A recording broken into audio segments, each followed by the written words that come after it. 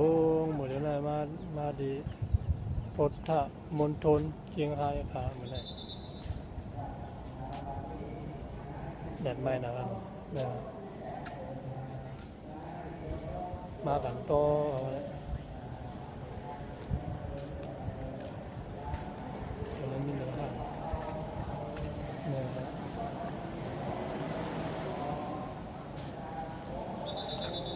ไม่ขนาดนั้นน่าเป็นพระห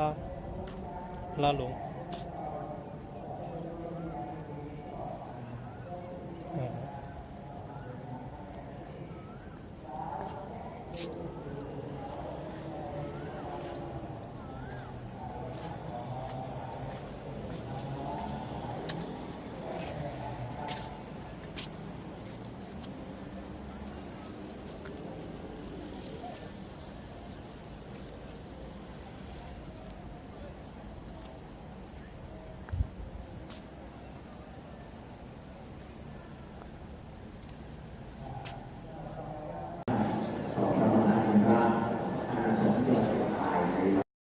เครื่องสักการะ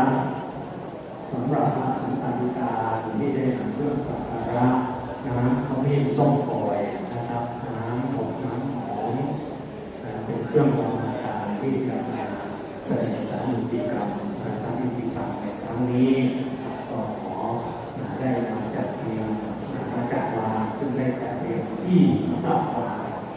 บที่เครื่องสักการะอันนี้เรียบร้อยที่ที่จุดซึ่งอยู่ตรงกลางพระพงศ์เดชพระคุณพระรัตนบุรีเจ้าคณะจังหวัดเชียงรายพระราชนินายกเดชพระคุณพระราชนายกกับรองเจ้าคณะจังหวัดเชียงรายทั้ง3 รูปครับในโอกาสนี้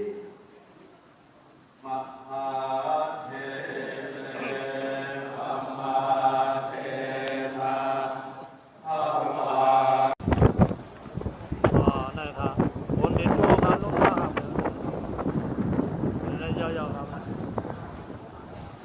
ยาวครับ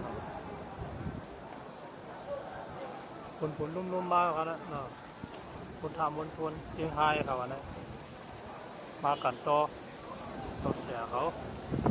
เชียงรายนะครับไปสู้กัน